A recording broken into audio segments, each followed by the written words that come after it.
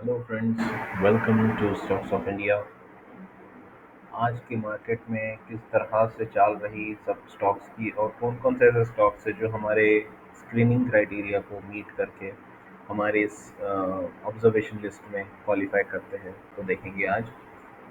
जैसे कि आप सभी जानते हैं, ऊपर के जो स्टॉक्स है यहाँ तक ये पूरे हमारे वो स्टॉक्स हैं जिनके ट्रिगर्स आ चुके थे। एंड ये रेडार है, यानी जो अपने पिवट पॉइंट के नज़दीक है काफ़ी ऐसे स्टॉक्स। एंड ये हमारी लिस्ट है जिसमें हम वॉच आउट करेंगे कि कौन से ऐसे स्टॉक्स है जो ऑब्जर्वेशन करने लायक है, या इसमें से अगर कुछ स्टॉक्स ऐसे मिलते हैं जो इमीडिएट एक्शन के लिए या और डीप या फिर कह सकते हैं कि क्लोज मॉनिटरिंग के लिए चाहिए, तो हम उनको रेडार कैटेगरी में ऐड करेंगे। पहला हमारा स्टॉक्स है नारायण हृदयालय।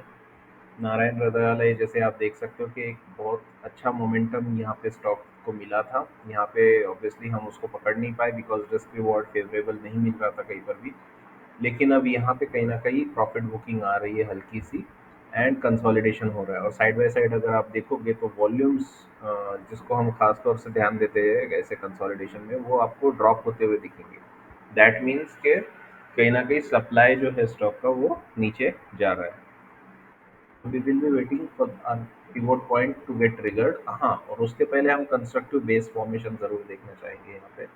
चाहे एक कॉन्ट्रैक्शन हो, दो हो या तीन हो या चार हो, फॉर दैट मैटर, बट कहीं ना कहीं एक कंस्ट्रक्टिव बेस यहाँ पे बनता हुआ दिखना चाहिए। Then we have Genus Power. Genus Power, जैसे आप सभी जानते हैं कि इसका बहुत ज़बरदस्त रन रहा।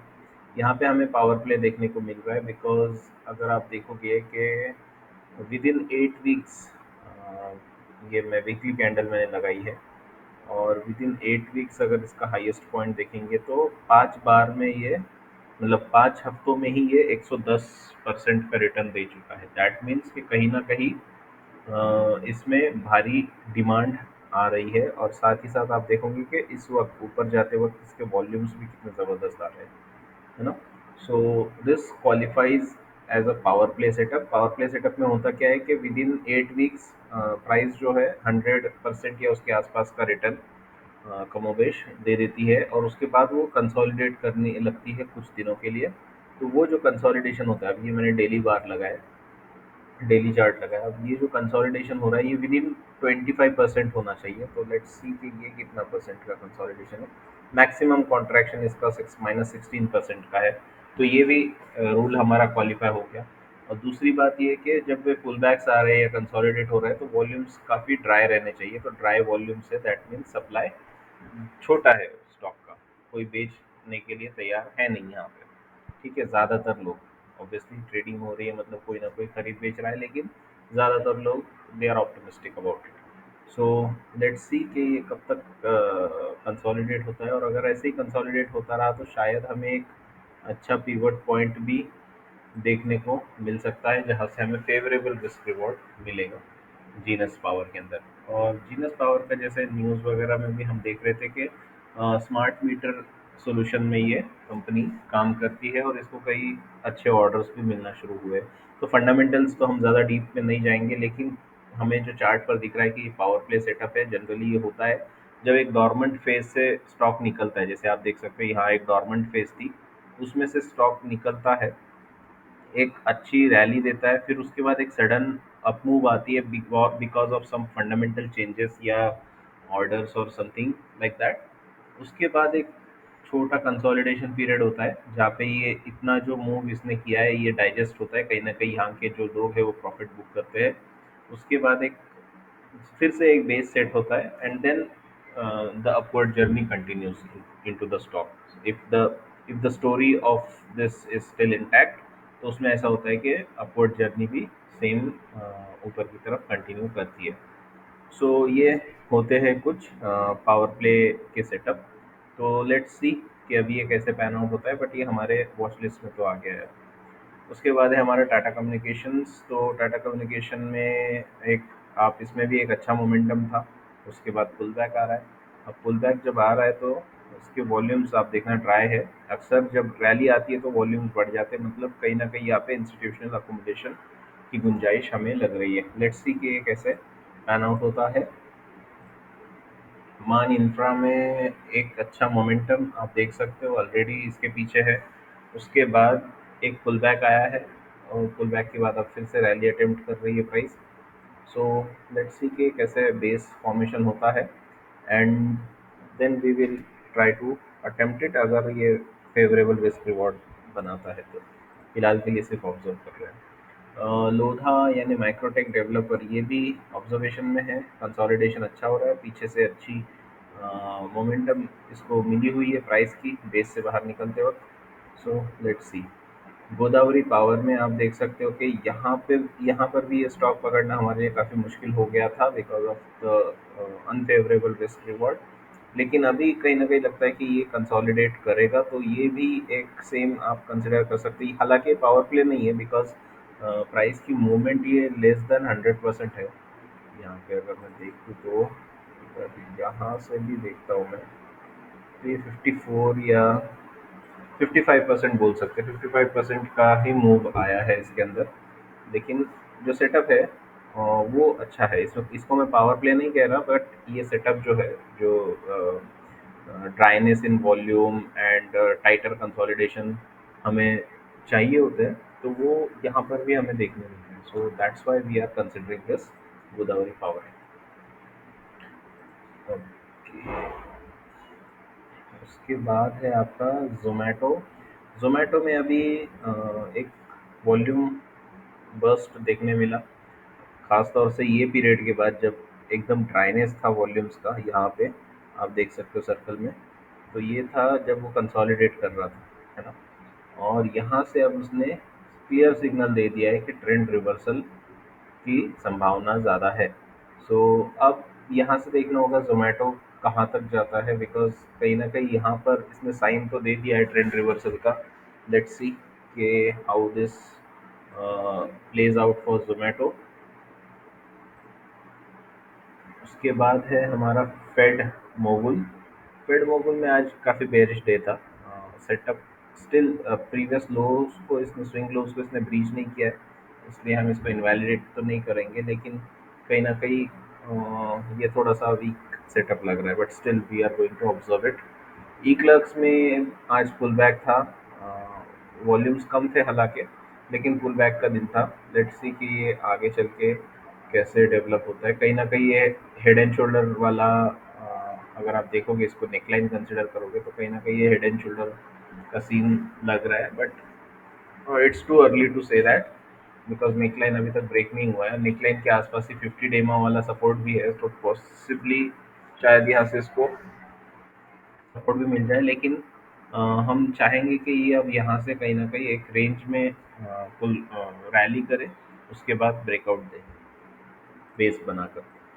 सो now moving on to Maharashtra seamless. Maharashtra seamless में भी एक बेस बनता हुआ हमें दिख रहा है। सो लेट्स सी कि कैसे ये स्टोरी डेवलप होती है।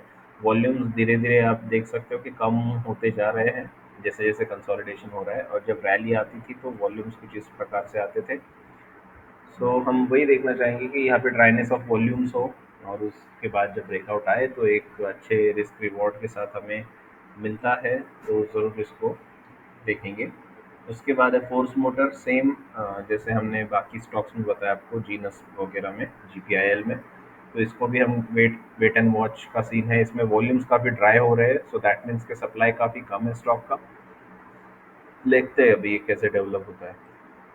It's in our watch list. उसके बाद है यूनोमिंडा। यूनोमिंडा में जैसे आप देख सकते हो कि 52 वीक हाई के पास जाके कंसोलिडेट कर रहा है stock. So let's hope for a positive consolidation. आप कहीं ना कहीं अब ये ट्रेंड भी ऊपर की तरफ देख सकते हो। 200 टेमा जो है धीरे धीरे ऊपर की तरफ मुड़ने लगा है। सो लेट्स सी ये कैसे स्टोरी डेवलप होती है। फुल बैक आना चाहिए एक रैली, फिर उसके बाद देखते हैं।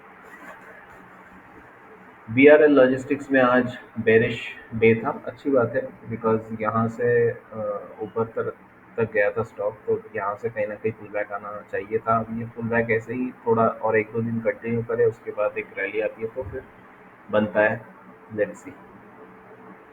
ग्रेफाइट में आज बेरिश था अगेन। यहाँ पे कहीं ना कहीं एक छोटा सा पिवट मुझे बनता हुआ दिख रहा है। ये वाली जो प्राइस है कितनी आई है, 419.70, 420 के आसपास।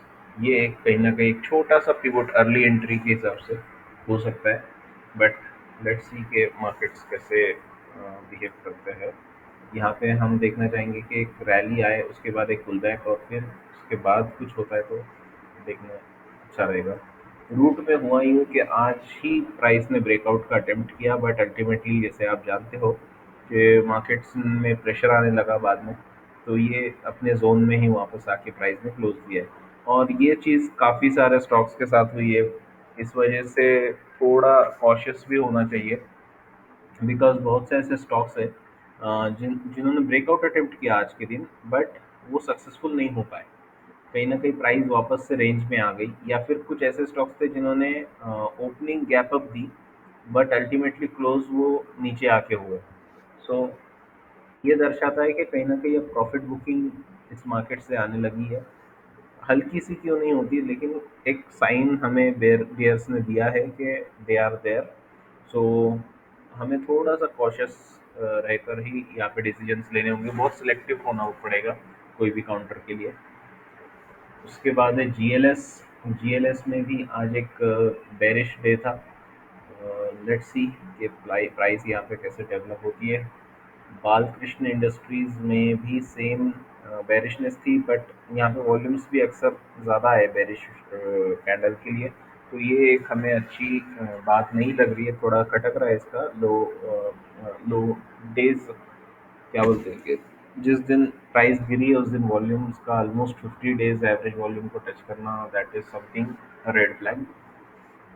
किंगफा में प्राइस 50 डेमा के नीचे क्लोज ही नहीं हो रही है, इसलिए हम समझ नहीं पा रहे कि इसको हम चेकआउट समझे या ना समझे, बिकॉज कहीं ना कहीं सेटअप काफ़ी स्ट्रांग है, ड्राइनेस इन वॉल्यूम्स अभी भी है। जनरली देखिएगा, जब ऐसे फ्री फॉल होने लगता है या ऐसा समझ में आता है कि कोई इंस्टीट्यूशनल इन्वेस्टर्स इसको डंप कर रहे हैं, तो वॉल्यूम्स भी आपको दिखने चाहिए, बट ऐसा नहीं हो रहा है। ऑब्वियसली ज़रूरी भी नहीं है ये बात, हो सकता है वो लोग तो धीरे धीरे करके डंप कर रहे हो, लेकिन जनरली ऐसे देखा जाता है कि जब कोई स्टॉक में मोमेंटम खत्म हुआ हो और वो अब स्टेज 4 या उसकी शुरुआत में हो, तो यहाँ पे वॉल्यूम्स भी ज़्यादा देखने मिलते हैं, बट ऐसा यहाँ पे तो दिख नहीं रहा है। यहाँ पे वही वॉल्यूम्स कंटिन्यू कर रहे हैं 50 डेज एवरेज वॉल्यूम के नीचे। सो हमें लग रहा है कि कहीं ना कहीं ये शेकआउट हो सकता है, जिसमें कि प्राइस जो है ये प्रीवियस जिन जिन की यहाँ पे स्टॉप लॉस है उनको हंट करके अल्टीमेटली ऊपर जा सकती है। तो यहाँ पे अगर 50 डेमा के नीचे प्राइस किसी दिन क्लोज देती है, तो शायद फिर हम हमारा व्यू चेंज कर सकते हैं इसके बारे में, बट फिलहाल के लिए कुछ ऐसा है व्यू। रेड गेन में पुल बैक आया है प्राइस का, और पुल बैक आप देख सकते हो कि यहाँ पे अगेन वॉल्यूम्स की जो कमी दिखाई देती है वो यही बता रही है कि सप्लाई काफ़ी कम है स्टॉक का, बट ये और भी कम होना चाहिए। जैसे जैसे शायद ये डेवलप होगा सेटअप यहाँ से ऊपर और फिर नीचे फिर ऊपर, तो कहीं ना कहीं इस रीजन में या इस रीजन में हमें और भी सप्लाईज का कम देखने को मिल सकता है। So let's wait for a favourable risk reward. Elgi में कल इतनी अच्छी न्यूज़ थी परसों की, जो आफ्टर मार्केट आई थी, और कल प्राइस ने काफ़ी अच्छी तरह से उसको रिएक्ट किया था। अल्टीमेटली कल की भी क्लोजिंग विद इन रेंज थी हमारे बेस के, और आज तो गैप अप, जैसा मैंने बोला कि गैप अप हो रही है प्राइस और उसके बाद नीचे क्लोज हो रहा है, तो सेम सीन एलगी के साथ भी देखने को मिला। So that's why I think कि अभी फ़िलहाल हम इसको वॉच लिस्ट से हटा देंगे।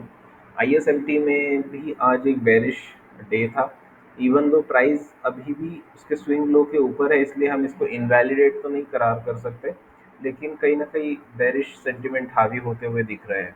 So the only thing which is preventing us from putting this stock aside from our watch list is the low volume and the price not breaking its previous swing low. So जिस दिन price ने swing low break कर दिया, तो शायद हम इसको हमारी वॉच लिस्ट से भी हटा देंगे। Let's see. न्यूक्लियस सॉफ्टवेयर में पावर प्ले है। कल 10% का अपर सर्किट लगा था, आज गैप अप हुआ, अगेन मार्केट का प्रेशर और प्राइस नीचे की तरफ क्लोज हुई। तो ये भी एक चीज़ ध्यान रखने वाली है, लेकिन एक तरह से हमारे लिए तो अच्छा ही हुआ है, क्योंकि अगर स्टॉक यहाँ से कुछ पुल बैक देता है और एक अच्छा बेस कंस्ट्रक्टिव बेस बनता है, तो वो हमारे लिए एक फेवरेबल रिस्क रिवॉर्ड वाली एंट्री बना के देगा। तो good sign for us, blessing in disguise बोलते हैं ऐसा कुछ। इंडो काउंट में यहाँ पे एक ब्रेकआउट अटेम्प्ट हुआ था, गैप अप हुआ, ब्रेकआउट अटेम्प्ट हुआ, बट अल्टीमेटली क्लोजिंग हुई नीचे। आई डोंट थिंक के we would like to consider this any more, because अब ये थोड़ा सा वीकनेस लग रहा है स्टॉक के अंदर। वॉल्यूम्स भी ज़्यादा आए हैं 50 डेमा के ऊपर, सो 50 डेज एवरेज वॉल्यूम के ऊपर। तो इसलिए इसको वॉच लिस्ट से हटा देंगे फिलहाल के लिए। नेशनल एल्यूमिनियम में जो हमने रडार पे रखा था, इसमें भी आज गैप अप ओपनिंग हुआ जैसे आप देख सकते हो, और अल्टीमेटली क्लोजिंग जो हुई वो नीचे की तरफ हुई। तो प्लस वॉल्यूम्स भी आप देख सकते हो कि यहाँ पे हायर साइड पे थे। तो इसलिए कहीं ना कहीं अब इसके अंदर भी मैं ये तो नहीं कहूँगा कि इमीडिएटली हटा देते हैं, बिकॉज ओवरऑल ये ट्रेंड रिवर्सल वाला मामला है और यहाँ पर कहीं न कहीं एक अच्छा सेटअप है, कंस्ट्रक्टिव सेटअप अब तक बना हुआ है। तो इस इसको मद्देनज़र रखते हुए हम चाहेंगे कि ये जो बेस है ये और टाइट हो, इसका पुल बैक्स जो है वो और टाइट हो जाए और उसके बाद एक ब्रेकआउट आता है तो ज़रूर ये भी एक अच्छी अपॉर्चुनिटी बन के आ सकता है सामने। लेकिन we are still watching this one. बैंकों में आज ब्रेकआउट अटेम्प्ट किया, जैसे मैंने आपको कल भी कहा था कि अगर इमीडिएट ब्रेकआउट अटेम्प्ट करता है तो शायद हम इससे बचेंगे, इसमें नहीं लेंगे। और अच्छा हुआ कि हमने इमीडिएट इसके पिवोट के ऊपर एक्शन नहीं लिया, बिकॉज अल्टीमेटली प्राइस नीचे क्लोज हुई।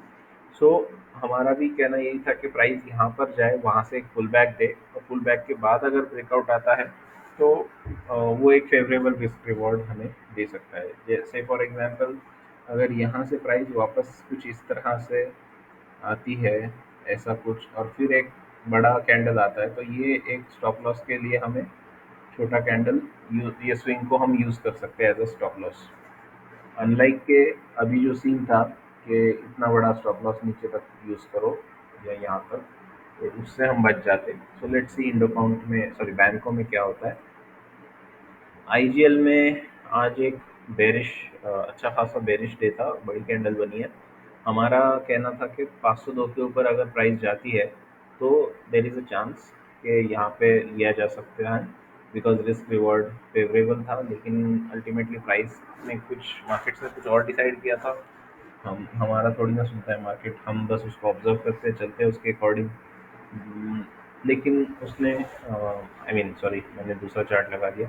उसने प्राइस को नीचे की तरफ ही क्लोज किया। सो लेट्स सी कि अगर ये प्राइस और बेरिश, सॉरी, और वीकनेस दिखाता है तो हम इसको साइड में रख देंगे। अदरवाइज अगर ये हमारे बेस के अंदर ही है तो फिर let's watch out for this. उसके बाद है मैक्स हेल्थ। मैक्स हेल्थ का सेटअप काफ़ी अच्छा लग रहा है।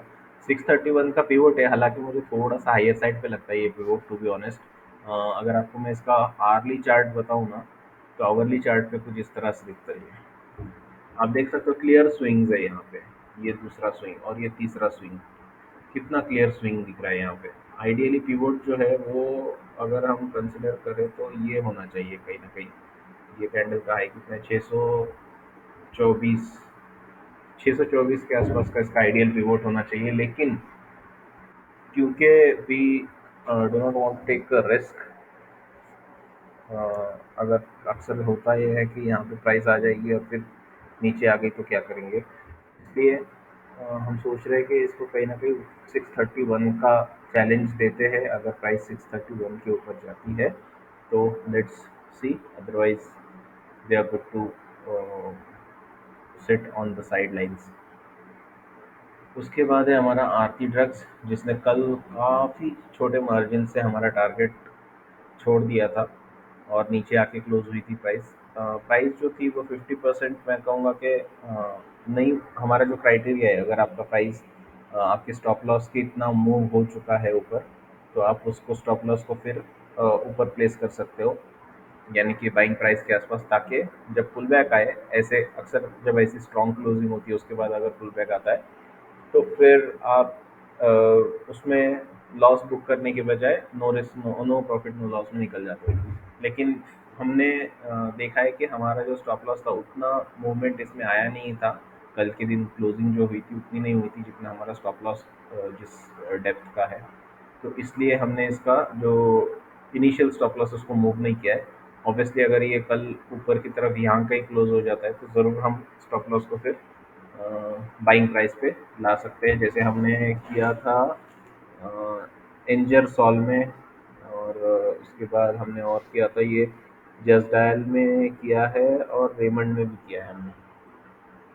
Moving on to Zydus. तो जाइडस का अगर आप डेली चार्ट देखोगे तो उसमें एक वीसीपी बनता दिखा था हमें, 592 का पीवोट था, वो ट्रिगर हो गया था, लेकिन उसके बाद से प्राइस जो साइडवेज में चली गई। यहाँ पर जो फ्राइडे, सॉरी कल क्या था, वेंसडे, वेंसडे का जो हाई था वो मुझे लग रहा था कहीं ना कहीं अगर वो ब्रेक हो जाए तो एक रैली आ सकती। वो हाई हाई भी ब्रेक हुआ, लेकिन अल्टीमेटली सेलिंग प्रेशर, या बोल सकते हैं कि कंसोलिडेशन चल रहा था मार्केट में, तो ये भी कुछ उसी तरह से बिहेव किया।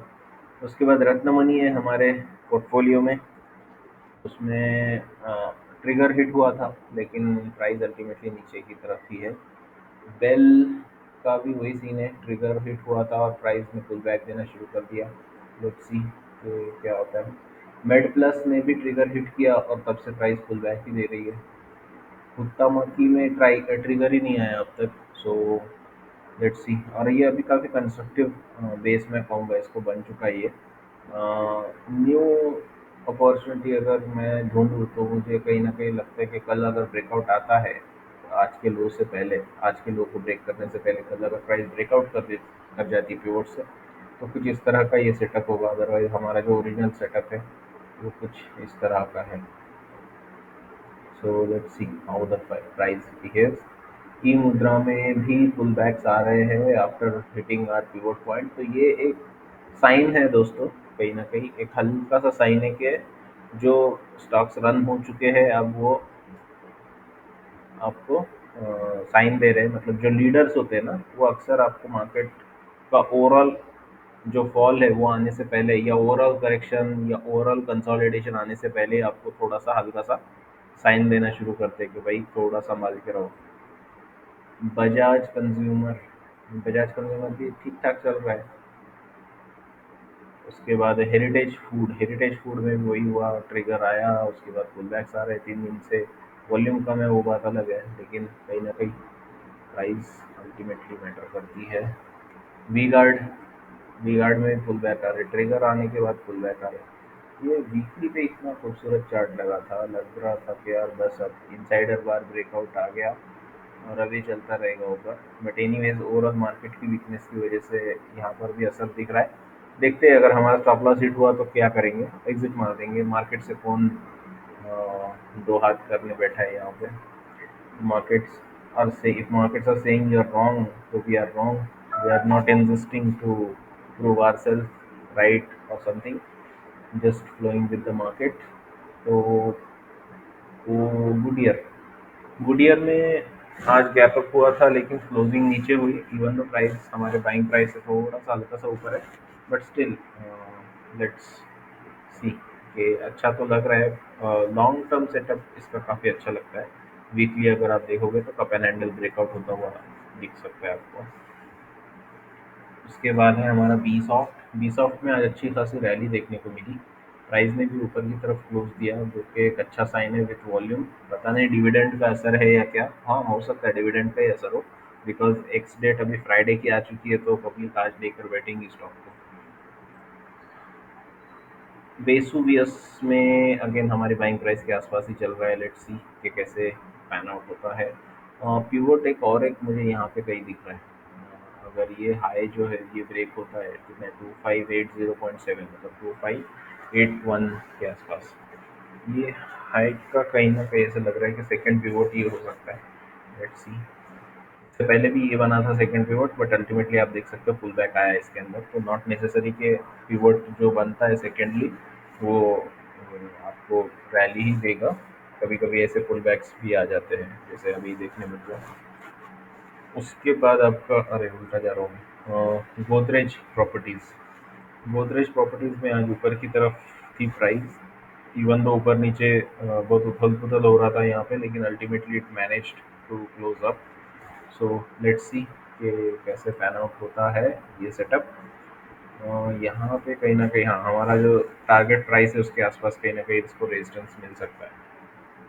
Let's see. वेस्ट लाइफ में आज अच्छी खासी रैली देखने को मिली ओवरऑल। एफडीसी में आज हमारी बाइंग प्राइस के नीचे मतलब कल की प्राइस के आसपास ही स्टॉक चल रहा है। So let's C. वॉल्यूम्स तो नहीं है, दैट मीन्स के ज़्यादा हेवी सेलिंग नहीं हो रहा है, बट स्टिल ईपीएल में हल्का सा पुल बैक। देखते हैं क्या होता है। जेंसार में अच्छी रैली थी आज। लग रहा था कि अगर इसके ऊपर क्लोज हो जाए प्राइस तो फिर हम हमारा स्टॉप लॉस जो है वो बाइंग प्राइस पे ला सकते थे, लेकिन या फिर इस स्विंग के नीचे रख सकते थे, लेकिन कहीं ना कहीं वैसा कुछ हुआ नहीं। अल्टीमेटली प्राइस नीचे आई, इसलिए हमारा स्टॉप लॉस जैसा का तैसा। उसके बाद वीएसटी टिलर्स में गैप अप ओपनिंग, लेकिन अल्टीमेट क्लोजिंग नीचे की तरफ। नियोजन केमिकल हमारी बाइंग प्राइस के हल्का सा नीचे, बट अभी आसपास ही चल रहा है। हालांकि ये बहुत अच्छा लगा था सेटअप जब हमने लिया था, बट एनीवेज मार्केट में जो चलता है वो चलता है, जो नहीं चलता उसको कोई चला नहीं सकता। प्रिंस पाइप प्रिंस पाइप भी वही हमारे 50 डे के सपोर्ट के बदौलत यहाँ पे टिका हुआ दिख रहा है। अगर स्टॉप लॉस हिट हुआ तो लगता है सबसे पहले प्रिंस पाइप ही हमारा स्टॉप लॉस उठाएगा। जस्ट डायल में आज एक हल्का सा पुल बैक देखने को मिल रहा है। हालांकि ये बहुत कंस्ट्रक्टिव है देखा जाए तो। ये कुछ इस तरह से हम देख रहे हैं इसको, चाहे ब्रेकआउट यहाँ से आए या फिर यहाँ से और एक कंसोलिडेशन लेने के बाद। पर ये एक पिवट की तरह, पता नहीं क्यों मेरी नज़रें इसको एक एज अ पिवट देख रही है। सो लेट्स सी ये कैसे होता है। ऑलरेडी तो है हम इसमें स्टॉप लॉस हमारा बाइंग प्राइस के नीचे है। Let's see. केएससीएल में एक प्राइस ट्रिगर हुई आज। केएससीएल का भी बेस काफ़ी कंस्ट्रक्टिव है। बाइंग आपको देख सकती है, इंस्टीट्यूशनल वॉल्यूम्स आपको देखने मिल सकते हैं, आज भी आए हैं। लेट्स सी कि कैसे आगे चलती है प्राइस। ग्रीन लैंड में भी प्राइस ट्रिगर हुई है। 483 का पिवट था, वो ट्रिगर हो चुका है। लेट्स सी कि कैसे पैन आउट होता है। So that's all for today. Thank you, take care. And ये सारे स्टॉक्स जो हमने आपके साथ डिस्कस किए, इनके सप्लाई डिमांड की जो लेवल्स है, उनका जो स्टडी है उसके हिसाब से किए हैं। आप प्लीज़ इसको एज अ रिकमेंडेशन ना लीजिए। ये आप सिर्फ इसको as an educational thing consider कीजिए, बिकॉज आपके प्रॉफिट्स और आपके लॉसेस पूरी तरह से आपकी जिम्मेदारी होते हैं। और किसी से भी रजिस्टर्ड रिसर्च एनालिस्ट से ही कंसल्ट करने के बाद कोई डिसीजन ले। We are not SEBI registered. Thanks for watching, thanks for your time. Bye.